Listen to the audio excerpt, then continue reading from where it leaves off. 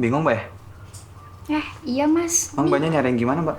saya lagi nyari pembersih wajah yang nggak ada kandungan sulfatnya. Soalnya saya takut muka saya tuh merah-merah, kering sama jerawatan. Maksud Mbak, sulfatnya itu yang mana, Mbak? Pokoknya sulfat. Loh, kok mas tahu mengenai skincare gini? Oh, mungkin aku jelasin dikit ya, nggak apa-apa ya. Nah, biasanya pengemulsi kotoran sama surfaktan di skincare atau di pembersih muka ini itu ada dua. Nah, yang satu itu SLS, satu lagi SLS. Nah, SLS itu yang ini. SLS itu sodium lauret sulfat nih, ada di situ tulisannya. Nah, SLS ini biasanya lebih lembut daripada yang SLS. SLS itu sodium lauryl sulfat. Dan biasanya ini lebih keras daripada yang SLS. Oh gitu, beda ya? Beda. Nah, jadi tapi walaupun SLS-nya ini digunakan, biasanya SLS ini dikombinasiin lagi sama kandungan lainnya, kayak polimer sama surfaktan lainnya.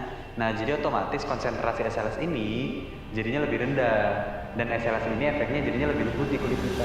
Nah, gitu, Mbak. Wah, ternyata nggak seserem yang aku baca ya. Nah iya, dan lagi kosmetik ini kan pasti dicoba dulu dong sama formulatornya. Nah, biasanya itu ada namanya uji keamanan dan efeknya ke kulit. Bentar deh. Mas kok bisa paham banget sih? Ya, kosmetik kan nggak hanya cewek yang make, Mbak ya. Kayak dari sabun, pasta gigi kan termasuk kosmetik tuh. Nah, kan cowok pasti pakai dong. Nah, selain itu juga aku kuliah di bidang ini. Kalau boleh tahu, emang mas mahasiswa prodi apa? Aku kuliahnya di Prodi Rekayasa Kosmetik. Wah, kok aku baru tahu?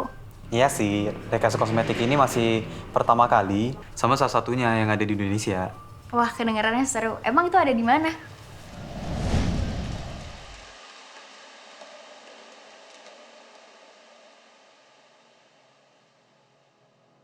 Selamat datang di ITERA, kampus pertama di Indonesia yang memiliki program studi rekayasa kosmetik.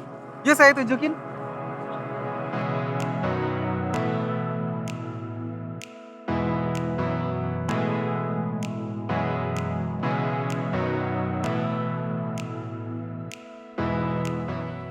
Kosmetik merupakan produk yang digunakan hampir setiap hari oleh kita semua. Namun pernahkah Anda berpikir bagaimana produk kosmetik itu dibuat?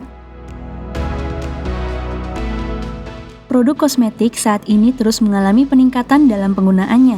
Namun ahli dalam bidang kosmetik, baik dari segi pembuatan, evaluasi, aspek regulasi hingga IKM dan UKM di bidang kosmetik masih terbilang rendah. Untuk itu, program studi rekayasa kosmetik hadir di Indonesia untuk mencetak generasi-generasi baru dengan keahlian kosmetik yang memenuhi standar serta dapat menjadi problem solver untuk menjawab permasalahan terkait kebutuhan sumber daya manusia yang fokus di bidang kosmetik. Program studi rekayasa kosmetik merupakan program studi baru di ITERA dan pertama di Indonesia.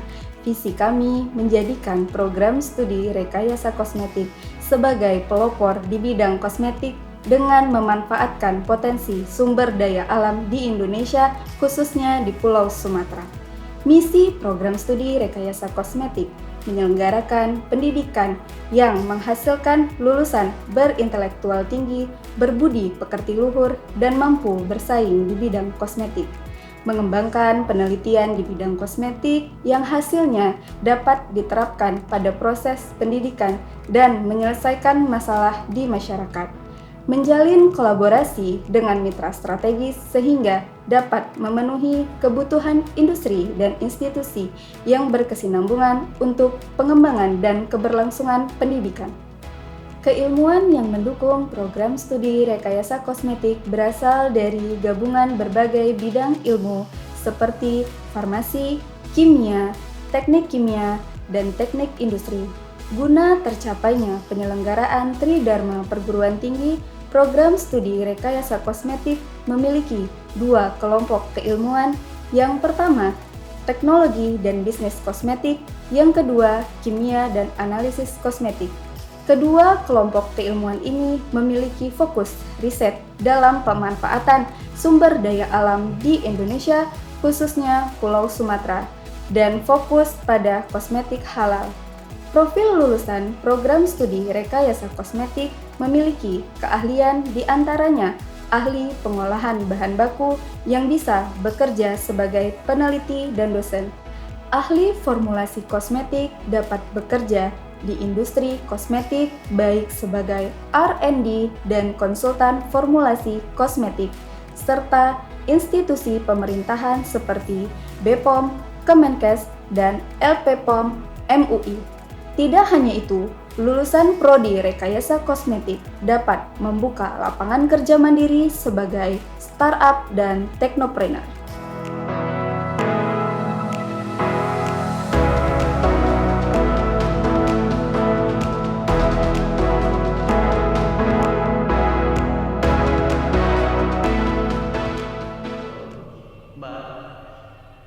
Halo Mbak. Mbak. Halo Mbak. Halo. Oh, iya. Oke, kalau kayak gitu saya pilih yang ini aja deh. Ternyata Prodi Rekayasa Kosmetik keren juga ya. Saya Pasti jadi dong. tertarik. Ya udah, saya ke kasir dulu ya, Mas. Oke, Makasih. iya, aman.